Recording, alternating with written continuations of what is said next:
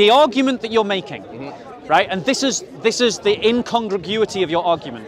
Your argument cognitively does not follow, because what you're saying is that textual variants prove that the Jesus Christ of the gospel is not a real Jesus Christ.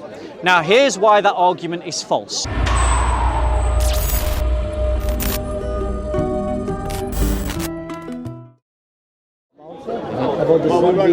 Okay. Yeah, that's a very So here's the thing, right? Listen to this, because the argument goes that the synoptic gospels say multiple women went to the tomb, but the Gospel of John says only one woman went to the tomb, right? Now, this is an argument beloved of Taoists who come to the corner and try to feed arguments into whoever I debate, but it's okay, I'll come and talk to you in a bit. So let's now, and he'll run when I do. But he'll run when I do. When I come to debate him, he'll run. He'll come. So listen carefully. Are you listening? Right? Listen. Now on the first day of the week, Mary Magdalene came early to the tomb while it was still dark, and saw the tomb already taken, and saw the stone already taken away from the tomb. Sounds like one woman, right? Keep reading.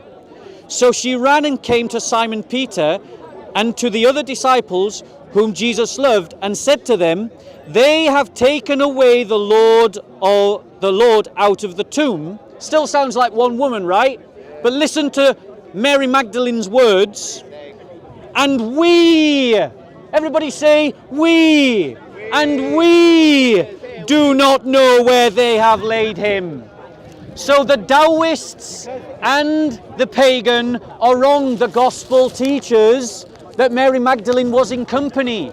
But because Mary Magdalene is the focus of the narrative, that's why it talks about her. But by her words, she acknowledges that she was in company, because she doesn't say, "And I don't know where they've taken him." She says, "We don't know where they've taken him." Now the "we" can't include the apostles, because they had not gone to the tomb. So it must have included who? The other women accounted for in the synoptic gospels. So there is no contradiction. What about was it Matthew? Did they mention the angel putting the Roman guards to sleep? Let's have a look. So wait. So your argument is, I just want to come back to our argument, and let's not get caught up on the minutiae. Because your argument is that these discrepancies prove that Jesus Christ wasn't a real person. Because Mark was the original, you agree? No. Mark's not the original. Oh, fine. The gospel was preached before any of the literature was written. But one had to come first, surely. Yeah, the preaching of the gospel. Which gospel? The gospel. Yes. Yeah, it was preached. You've got to listen carefully, because it is a nuanced argument. Gospel of Jesus. The gospel of Jesus Christ was preached before it was ever written about. That's the original. Right. So Oral, yeah. So, all right, the oldest one we have is Mark, right? Lots of scholars believe that the earliest was Mark, because it's the most rustic, most basic gospel. Right. Matthew And that Matthew one does not copy. have the traditional ending. You'd agree? It ends when they discover that. I'll tell you where it gives the ending. But I want you to explain to me how a textual variant, either in narrative purpose or, and I'm going to come and speak to you, bro. How in narrative purpose, our discrepancy in narrative, or even a textual variant, proves that Jesus Christ wasn't a real person. Link those two things up for me. I'm not denying there could very well be a real guy that Great. could. I'm not denying that. I'm just saying from the evidence, it sounds more like Paul had a vision, wrote the letters. People wanted Christianity to spread, but Paul's letters wasn't enough. So like, okay, let's create a gospel to talk about a real Jesus that people will connect to. Yep. And Mark was written first, and then people saying, oh, that's a bit too Jewish, I want a Greek one. So then Matthew and then John and Luke all had their own variety, but all making reference or getting their details from the original gospel. Yeah. Right? So let me just come back to this. original gospel Would you was like- agree that earlier in this conversation he said he was denying that that Jesus Christ was a real person in history? Abel. He was. He was. The ones in the Would you Gospel- agree, the ones- JC, the that ones that is what he described in said? the Gospels, yes. Would you agree? So now you accept that there was a real person No, called I'm Jesus? saying that's possible that whatever influenced the people who wrote the Gospels is based on a real person, but Jesus Thank you. described, So- Jesus described in so- the Gospels is a myth. But you have no evidence of that. I do have evidence of it. Your evidence- I told you the reference. No, no, hold on 1 second. Your evidence, the argument that you're making, right? And this is the incongruity of your argument. Your argument cognitively does not follow, because what you're saying is that textual variants prove that the Jesus Christ of the gospel is not a real Jesus Christ.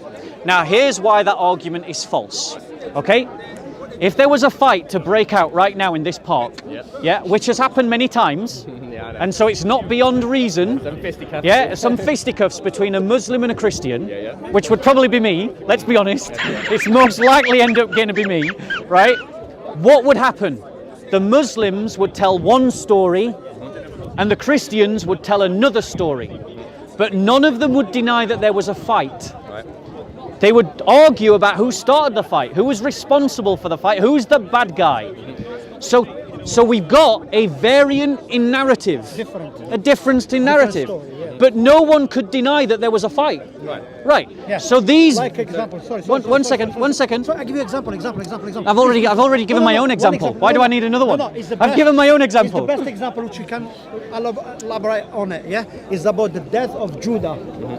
You see the death of Judah in two different accounts. Yep. One he says is Han himself, Yeah. and the other one he says His guts fell out. And one he says the money he bought the land, the other one the money what Gave did back to the And family. these Yeah. and these and these two things. They cannot be both right. And these, no, actually, they can be both right. How? So, one, How? in that. But here's what I'm going to do. I'm going to show you why your argument doesn't work.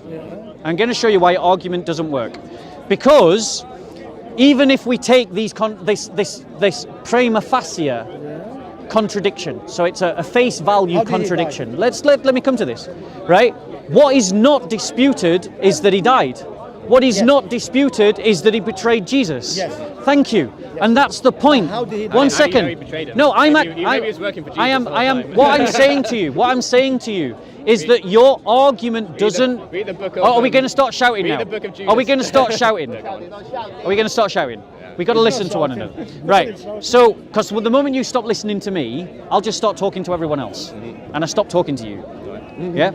Okay. So The question how he died. I will give an answer, but you got to listen, bro. Question how he died. I'm dealing with his argument, not yours. I'm going to come with you to an argument in a second. So, here's the thing, right? If there was a dispute about the narrative and the narrative contradicts, like the example of the Muslim and the Christian and the fight and or the example of Judah and how he dies, right? The thing is that the essential narrative, the kernel of truth is there, isn't it? Yeah. Right? The thing is, when two narratives contradict, the only bit that they contradict on is the specific, discrete and particular piece of information that they contradict upon. That does not invalidate the entire story or the entire historical event. Do you get me? Yes, so you So can- deal with the argument. Alright, so there could be possibly a historical Jesus who is at least a doomsday prophet who got crucified, right? Great. So we've advanced. So now we've gone from Jesus was a pagan myth to Jesus was possibly a real person in history to Jesus was a messianic. I'm saying what Paul written Yeah. down does not reference a Jesus that historically existed. No, it does. I showed it to you. No, I told you my alternative hypothesis, but you're not. Not to 1 Corinthians, you didn't. The last pagan emperor was Julian the Apostate. Yeah. And even he didn't doubt that Jesus actually existed. Yeah, because he so, said as he died, so did "Thou hast other conquered our Roman Galilee." historians. Because Okay. they got nothing left to. They didn't have anything apart from. You don't what was already you written don't down. believe the testimony of the New Testament. So you don't believe in Matthew, even though it's a historical witness. You don't believe in the historical witness of Matthew is Mark. not historical. You don't believe in the Thank you historical. to say that We these don't are real believe. historical witnesses. Yeah, they're historical witnesses. Yeah, How is it absolutely. historical? It's an account. Like, Matthew. let me ask you this question, right? Think of something that were profoundly happened in your life years ago, right? Years ago, because it's a question about memory, isn't it? It's like, what do you remember? Okay? We know that the Gospels were written much later, but much later within the lifetime, so they still count as eyewitnesses. They still count. If I give an account of my parents' divorce, I tell you, as a child, right, one of the most painful days of my life was when my parents told me that they were divorcing. I was a child. I remember it like that. I remember the weather. I remember the sound of my backpack rattling on my bag as I was sent home by the teachers. I remember my dad driving up to me in a blue car as I was on my way home, because he was also coming home, and told me to get in the car, and he drove me the rest of the way. I remember the colour of the fence. I remember the plants down the side of the garden. I remember sitting in the kitchen and remembering what it was like to sit on a cold plastic seat. I remember my parents, where they were stood in the kitchen. I remember my father telling me, right? Do you know why I remember? Because when you experience something traumatic, it gives you a memory engram. Okay. Right? And the more profound the event, the deeper the memory goes. So, when the Christians, when the apostles, the followers of Jesus, saw their Lord crucified and saw him rise from the dead, would you not agree that would have been such an astounding event that it would have left them with a memory? Memory. Right, now, one second. No, brother. I will come to debate Islam with you in a second. I will come and debate Islam with you in a second. I'm going to come and debate Islam with you in a second, and he'll run. But stop trying to force yourself into our conversation. The point that I'm trying to make to you, bro, focus on me, is that these kinds of events, they left that impression in their mind. So we're talking about a real event. And the thing that animated the first Christians wasn't the fact that Jesus was crucified. There were lots of messiahs before Jesus that were killed. There were lots of messiahs after Jesus was killed. In that sense, he wasn't unique. But something animated them to go out and to preach the gospel. Remember, Paul was a convert. He wasn't the founder. He says in his own letters he's a convert. Yeah? And what did he say he preached? He preached the same as the first apostles, Cephas. That's what we read in 1 Corinthians. Those were Paul's own words. So it was the resurrection that animated them. But again, Paul could have his moment when he saw Jesus could easily be described as how you say it, if he's like full of guilt of killing the Christians and he's fast. Psychologically, it could be described in those material terms rather than just saying, "Oh, this is absolute, truth that Jesus is real." And Paul converted because of his own mystical experience. Right. Just as our Lord is still at work today. I am speaking. I have spoken with multiple people who have seen our Lord. Right. They've had a vision of our Lord, like Paul, and it's changed their life, like Paul. My God is active in history. Your God, your Sky Father, it's always here. It doesn't do anything. It does do. The Son gives us nourishment. Right, now we've identified his false God. It's not a false God. Your God was created.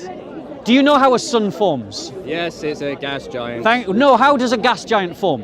Oh, have you heard of the electrical universe theory? Bro, I did physics. All right. I'll tell you how a sun forms. No. It's a dust cloud collapsing in on itself, and then the pressure in the vacuum of space reaches a point that atoms are fused together. All right, and they're just giant dust balls that set on fire. Right. Well, the electric universe. Wait, fire is the wrong description. It's plasma. But yeah. The electrical universe theory actually has a lot more sophisticated way of describing the suns. They are all interconnected, and there's a central point. It's like lights in a city. There's the main engine for it. But my point is, your God is contingent. You've identified this sun as your God. There's the materialistic sun, but there's also the spiritual sun. So is the spiritual sun and the material sun the same thing, or are they different? They're the same and different. They're the same and different. He's run away. He doesn't want to support the pagan anymore. I'll come and find you, brother. I said he's run away. He doesn't want to support the pagan anymore. You see, the Muslims are so against the church that they will side with the pagans. I never said that. They will side with the pagans against the church. That is a lie. Do you believe in different dimensions? What, sorry? Do you believe in different dimensions? Yes. I'm open to the idea. All right, so... Well, no, let me phrase. I don't believe, I'm open to the idea. All right. I'm open to the idea for a biblical reason, though. So as long as it's biblical, then here's a it's pagan. Yeah, because the Bible taught to get, there's a story in the Old Testament. I'm not sure exactly where it is, Right. where basically God calls someone to throw lots. Someone throws lots, and God basically explains to them what would have happened if the lot had fallen the other way, which would seem to indicate more than one time continuum. Right. Oh, so there is the possibility of dimensions. I'm open to the idea of Right, different and dimensions. that is what the spiritual sun is. You know, we are all connected through consciousness. You know, Did your God tell you this? again, telling is subjective. It's just learning the empirical evidence, and you. No. yourself. There's no empirical evidence of a sky daddy. There is. That's the sky. That is a plasma ball Yep. in the vacuum of space. Interconnected. It is not a and sky daddy. interconnected with all the stars in the universe. And Yes. beyond. That Yes. is God. No. It's not Yahweh. It's not Jehovah. Are we just getting it right? We're getting to the point of shouting now, so maybe we should stop. Okay? But my point to you is, your pagan God is contingent. It isn't infinite. Right. It isn't eternal. It is a created thing. And nothing that is created is worthy of worship. All right. Well, the Muslims can say the same thing. The Jews can say the same thing. So we're going into semantics now. I think, brother, I'm just saying there's a lot more leeway for us to unite over the things that is in nature, that is true, and not over the things that are purely in scripture. you're not arguing for That is nature, bro. subjective. That Okay, is- I'm gonna stop because we're just starting to get shouting. Have a good day. Yeah, have a good day, mate. Have you got one of these? A Gospel of John. Have you got one? No. Have it. My gift to you. Thank you very much. It's nice talking to you. Okay. Christos Anestesi. So let me just explain my final thoughts on this. So basically, what we've got is a pagan who doesn't have any supernatural revelation. His God does not speak, and we've identified that the Son is his God. It is a contingent God that does nothing and does not act in history. He stopped. Yes, exactly. That's exactly what we want. We want a God active in history. And the God of the Christians is a God who acts in history, in the person of our Lord Jesus Christ, through his prophets, through the people of Israel. He has come. The pagans started off by saying that Jesus was just a pagan myth. By the end of the conversation, he accepts that Jesus Christ was a real person. Because Jesus Christ is a real person. Testified to by the Gospels. Testified to by the writings of Paul. Testified to by the writings of Tacitus. Testified to by the writings of Josephus. Testified to by the writings of Suetonius. All of these historians and more speak of our Lord Jesus Christ as a real person who was truly crucified and who rose from the dead. And if Jesus Christ rose from the dead, Christianity is true, period. Full stop, end of every argument, end of every dispute. That is what you have to wrestle with. Christ is risen. Christ is risen. He is risen. Hallelujah. I think he had a question. Did you have a question? I don't want to get confronted on camera. This guy's too powerful. I like it. There's water.